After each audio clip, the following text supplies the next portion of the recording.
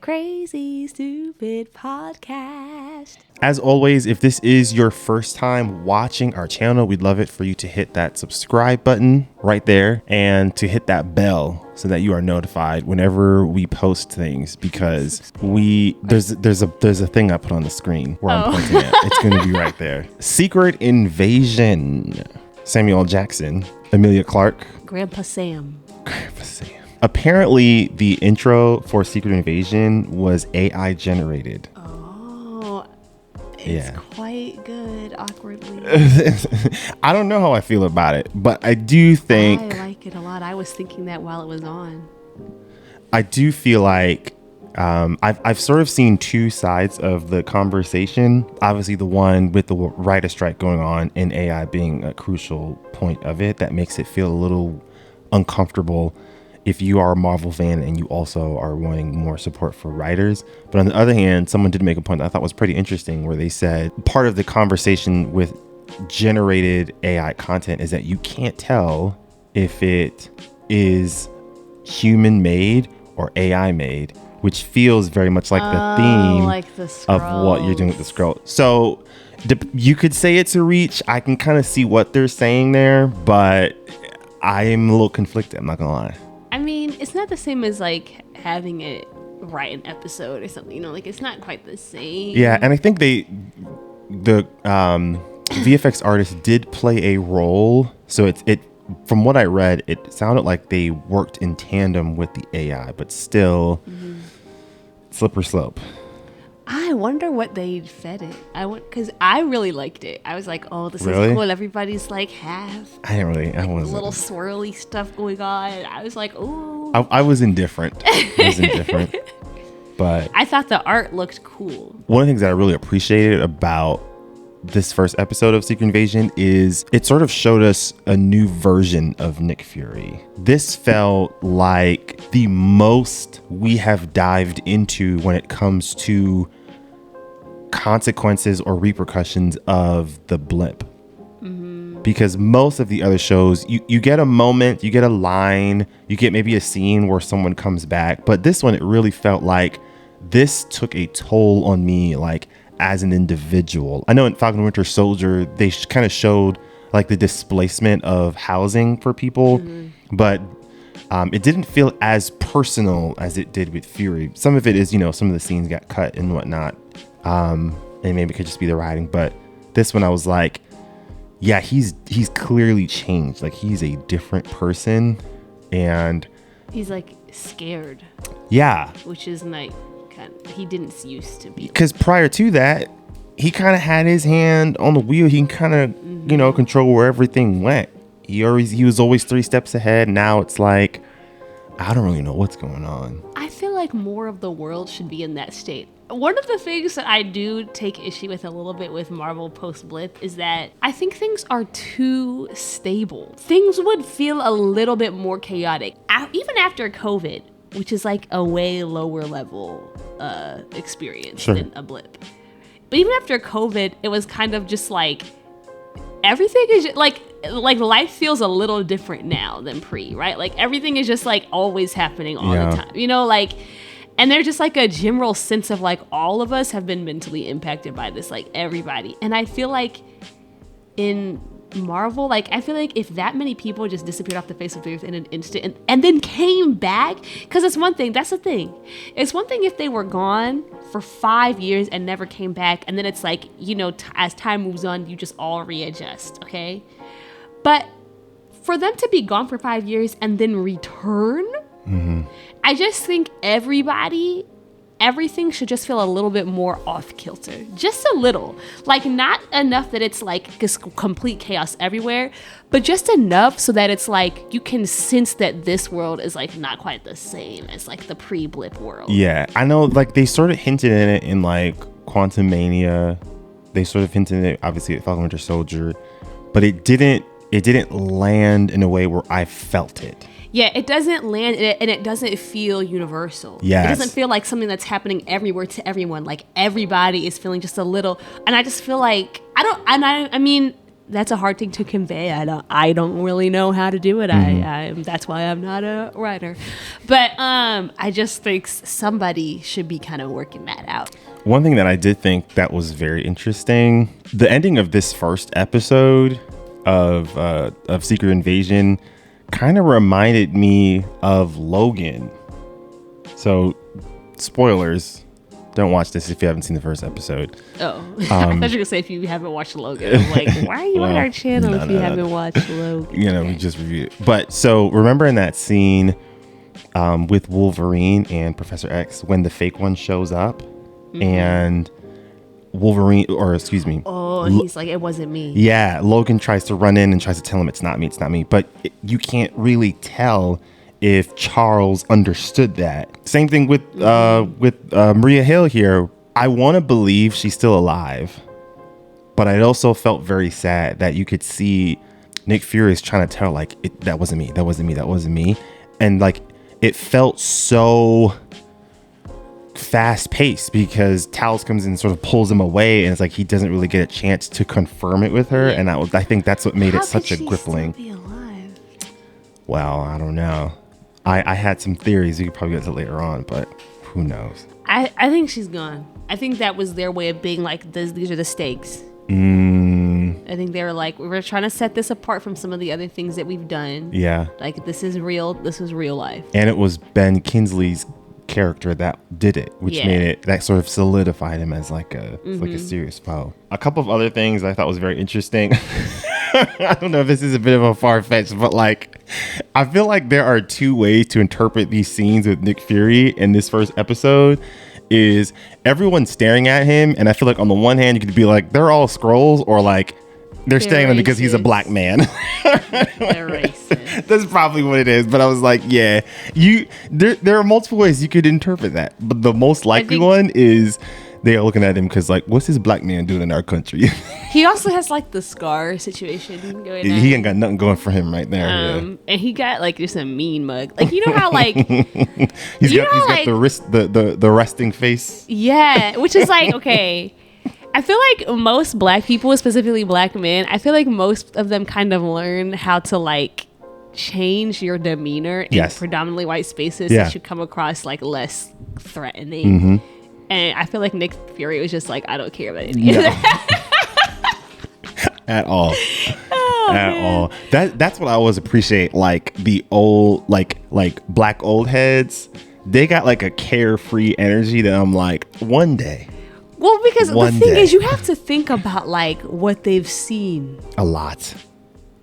Like a lot. To be honest, some of the stuff that goes on now is probably like nothing to them. Yeah. They're probably like, oh, I can handle this. Yeah. Especially if they're from the South. Like, because remember, Samuel Jackson, he's the same one that held that. Yep, not the sit-in, where he locked the cabinet members inside. He locked his cabinet member. I don't remember what school he went to. Morehouse. Was it Morehouse?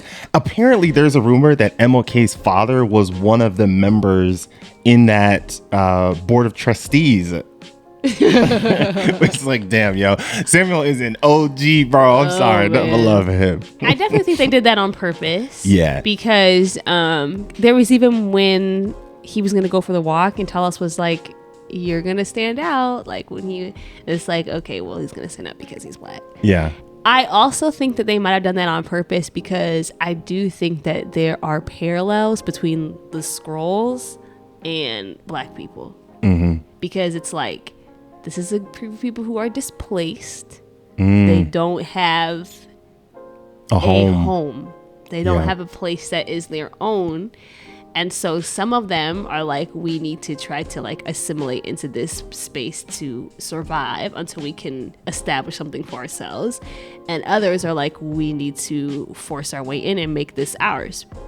Yeah. Which I do think is like a pretty strong parallel to like actual black people in America. So I felt like maybe they're like, they're not really saying it outright, but they kind of kept hinting at it. And maybe it's so that it's like, you know, it's just like present in your mind while you're watching the Skrulls. And it is true, like, Carol Danvers, I'm sorry, you ain't found nothing? Bro, Carol, what does she be? What and they need to answer the question in the Marvels movies. Where you been at, Carol? What is she doing? Carol, where you been at? When she's like off world, like what exactly is going on? Because she's always busy. She's always somewhere. I know she's probably got responsibility. She's trying to protect things across the universe. I'm sorry, you've got to start prioritizing, my friend. You're a human, or at least at some point you were. 2, you made a promise. I think they're going to explore her sort of broken promises in her new movie, because there's definitely some tension with her and Monica Rambeau. And so I would not be surprised if they sort of explore that, like, she is like got these perfect powers, but she's like a very imperfect person. So I'm very excited to see where they go with that. Imperfect and maybe like spread too thin. Like it's just her trying to do all also this stuff maybe some all arrogance that she thinks she can handle it all by herself. Right? Because you've got this film coming out with 3 women as your leads. There has to be some message of like, you don't have to do this all by yourself. Yeah. I was thinking about, like, there is a clear like Game of Thrones actor like glaring at us in this first episode, obviously, with Emilia Clarke. Oh, yes. But there's also another actor in that same episode that was also in Game of Thrones. You know that scene where Agent Ross is talking to that other agent at the beginning of the episode? That's the same actor who played Beric Dondarrion in Game of Thrones with the flaming sword. I was like, when I was watching it, I was like, why does that voice sound so unique? It was a familiar voice. Very distinct. And I was like, you're not American. I could tell that from flat out. So, and then I was like, oh my gosh, yes. Beric Dondarrion, one of the coolest characters in all of Game of Thrones. I'm sorry. Like, that dude was so badass. So I thought was pretty cool. I think the actor's name is Richard Dahmer. I think that's how you pronounce it. So not Dahmer. Yeah. Shout out to him though. It's always good to see some of our favorite characters and some of our favorite shows getting good work, especially with Emilia Clarke, because always gotta love her. She's doing a good job too. It's good to see Emilia Clarke back into some like big name content. She was in Star Wars. Yeah, but then it's like she kind of took a little bit of a break, because I know she had some health problems for a while. Yeah, she had multiple aneurysms. That's terrifying. She had more than one. It's insane. Listen, man, you just gotta commend her. That's a strong human being right there. And also, I'll say this, because I know that Game of Thrones is like a very huge IP, and it was probably going to have some success to some degree, but like Emilia Clarke, I would say played probably the biggest role in it being so successful, because after those first 2-3 seasons, everyone for the most part was in love with Daenerys Targaryen, right? Even HBO, they knew when we want to make spinoffs, the most successful one, Targaryens. All right. So this was something that I was thinking about. So like, this would be interesting to play. So in the spirit of Secret Invasion, I want to play a game where I shoot you some names and you tell me if they are a Skrull. Okay. All right. Okay. So who do you think is a Skrull? Okay. All right. Number 1 on the list. Starting off because he needs some explaining to do. Rhodey. I think Rhodey is a Skrull. I gotta be honest. I don't think he's a Skrull. I think that's just his personality. I think he's just an Uncle Tom. I think that's just him. I'm sorry. I just think that's just who he is. Like maybe, but like if he is, I feel like the Skrulls haven't really been utilizing him for much. Like, I was thinking if he's a Skrull, then maybe that president in this episode that was shown is also a Skrull also. I could definitely see the president being a Skrull. I don't know about Rhodey. I don't know, like maybe, but like I don't think so. I think we're looking for an explanation and they've already given it to us. I'm sorry, guys. Okay. Next one, Sharon Carter.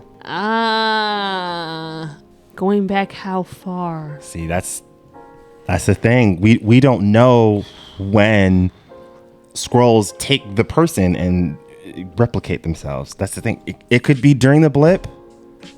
It could be after Winter Soldier. It could be during Civil War. We have no idea. There's a possibility there. There's a possibility. I think I just, again, I don't know exactly what purpose she has to their cause currently, because she's not an agent anymore. Well, destabilizing the world. I think that they want the world war. What has she been doing to destabilize?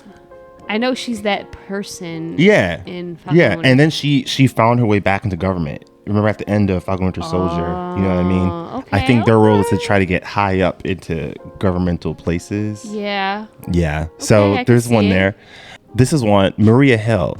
And I don't know how people would feel with the ending, but maybe that was the Skrull at the end and not the actual agent. Maybe, but I don't know. I think she's really dead. You think she's gone? Yeah. Yeah. All right. Well, there's that one. Madam Hydra. Ooh.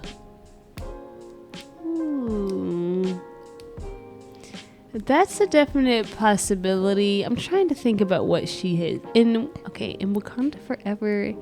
She's trying to get vibranium. She's building up that team. She recruited John Walker. Yeah, that's a definite possibility. Yeah. There's just really no way to know is the thing. I feel like the payoff for who is going to be a Skrull is probably going to be even revealed further into the next Captain America. And I'll get into that later on. What some of my thoughts were. Okay, so the Madam Hydra, Sonya Falsworth. What was that? That's the British lady who was introduced in this episode. The older woman that's sort of clashing with Nick Fury. What was she saying again? I feel like I don't know enough about her yet. I haven't seen her at work enough. I want to see what her motive fully is. They touched on it in this first episode, but I guess I also don't know TBD. like who she works for. Like, who is she? Yeah. I do think like there's a good possibility that Agent Ross has been a Skrull for like a long time. See, that's the thing.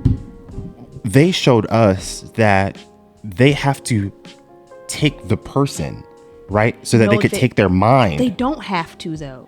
To take their mind though? Well, to take their mind, but like they can replicate the person. Yeah. But if he wants to effectively blend in plain sight, he has to know everything that Agent Ross knows, which means that they have to have Agent Ross somewhere to, you know what I mean?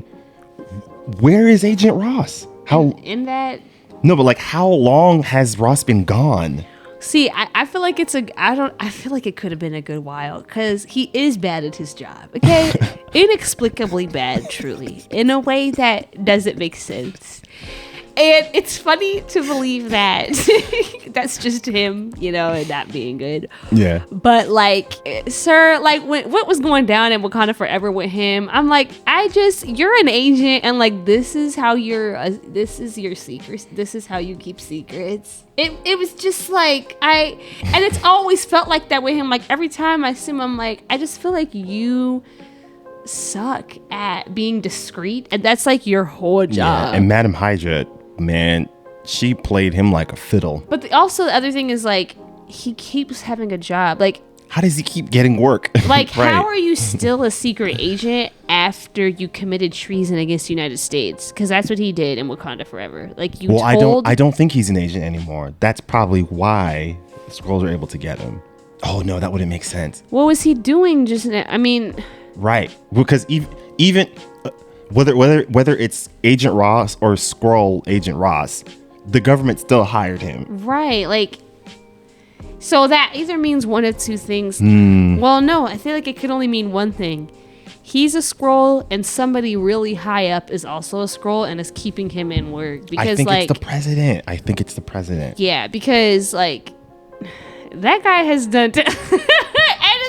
I don't know. I think Secret Invasion is making me more excited for the fourth Captain America film with Sam Wilson, because they brought in Harrison Ford to be the president, right? He's going to be General president. Ross. It's a different president. So exactly. So my thought process is, whatever is happening in this show is going to have major consequences for not just the world, but specifically with the United States in destabilizing the country, placing a lot of mistrust amongst civilians. And that's how someone like General Ross gets a chance to become president of the free world. I don't know anything about General Ross. He's not a good person. No. Okay. No. But so that's where I'm very curious to see how they sort of explore that particular theme, because there's this idea of paranoia, sort of misinformation, things happening behind the scenes. They were going to call the film New World Order, but like, I'm glad they changed that because it is a little anti-Semitic. That I think is going to be interesting for them to explore. In this MCU world, what's a conspiracy? What's not? What's real? What isn't? Because even in that monologue at the beginning of this Secret Invasion first episode, it felt like we were living through COVID vaccine misinformation again, of like, you don't know what's accurate and what's not, you know? And so if they explore that even further, sign me up, because that's going to be real fun to watch. And then at the same time in the background, the multiverse is collapsing. Yeah.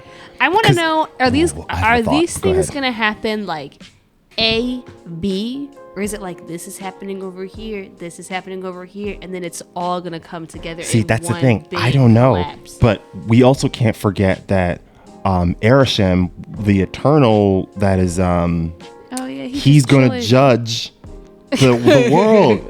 We are not looking too good. My theory is he's going to see what's happening now with Skrulls and fascism on the rise, people taking over governments, and say this world can't survive. How much time did he give?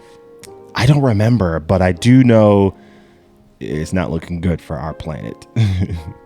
So that all that's happening, and then you've got the multiverse sort of collapsing, and that's going to make it very interesting in terms of when, you know, Avengers, or, you know, with Doctor Strange and the Illuminati, they have to decide, at least in the comics, which universe, which worlds get to survive. It's going to get super unethical when you have to look at, well, what are the issues that this group is dealing with versus the issues that this universe is dealing with. It's going to be so interesting to see how they play this out. Last two things, I did want to talk about The Flash, because that movie is not doing well. Apparently, The Flash is on pace to make less money than Black Adam and even Eternals. And it makes it even rough because Eternals took place in some of like a peak COVID situation here. Here's the thing. Number one, I think this movie took too long to come out. Yeah, I feel like I've been hearing about the makings of this movie for years. Yeah. I think it took way too long, so like I feel like the hype kind of died down. Also, now it's like they're restarting everything. So no one cares. It's like, who even cares about this now? Because like, is it even going to matter? But I also do wonder if this is just going to be a challenge that DC has for a while, or like it's going to take a bit to get buy-in back, because they've like scratched so many things. Now it's like, do I even know that this is worth going to watch? Like, is it even gonna count in like 4 or 5 years? Like, so you know, I feel like that's a part of it. And yeah. I mean, also all the stuff with Ezra Miller. That's the thing. I think WB underestimated how much people were gonna hold that against them. Like, yo. Because it's just there was so much working against the movie. There was so much. And this is coming from someone, I love DC. I grew up, that was what I loved, right? Before MCU got big, DC was everything to me. It is a little disappointing that they're like a big film, or like a big story like Flashpoint was surrounded by just so much mess. People don't talk about that Planet of the Apes trilogy, but I feel like that's one of the most underrated trilogies in like the last 15 years. I wonder what happened, why people didn't talk about it. It made decent money. The critics loved it. The fans loved it. I thought all of it was great. The music was incredible. They had some great voice actors in there, and regular actors in there. Intense. I don't know why it doesn't get talked about enough. And it's a huge feat because honestly, when you think about the premise of that film, it's kind of kooky, and it could have easily and yo, for real, but it could have easily come off like very like it. There's a way that you do that film, that whole franchise, where it doesn't have the sincerity that those movies had, and they really sold it. Like they had talking monkeys, and they were like, "This is real life." Like it was like that, and like level you felt emotion for these animals. It was very intense. It was very emotional. I don't get it. I need to watch the original Planet of the Apes to like really, because the premise of those original movies is actually kind of insane. Yeah. Where they think they're on a new planet, and then they're like, actually, this is Earth in the future. Like, what? What do you mean? I wonder what that was like for people watching that for the first time. Like, what was that shock of like, oh, no way. That, or like, there's like clips of with the Darth Vader thing. Yeah, I would have loved to see that moment like in person. Yeah. Last thing, has Disney given up on Pixar or films that sort of adjacent to it? Because the last few films have not only felt hit or miss, but it's also felt like Disney hasn't been marketing it in the way that they used to. They haven't been marketing it, and one of the biggest things that Disney used to do with these films is when they chose their voice actors, it was like like Michael J. Fox as Simba is like a big deal in that time. That's right on the tails of Back to the Future. Okay? They used to it was like huge names that were attached to these films, and that was part of the draw for adults to take their kids to see it. These are like people that as adults know them from things that you love and watch, and then having Tom Hanks in Toy Story and have like all these things, and I feel like maybe they did have that in Elementals, but like I don't know. I don't remember. But I feel like there's a few things happening here, because I hear what you're saying, but they did have Chris Evans as Buzz Lightyear. Yes, but then they don't push it the way that because that was part of the thing too, is like you have to really like when you watch that trailer, you see like this name, all these people, and then you make it a huge deal, and you're seeing it everywhere, and you can't escape it. And they did a few Disney Plus releases. I wonder if that hurt the brand a bit of like there was a bit of like spectacle surrounding Pixar and going to the theaters and seeing that.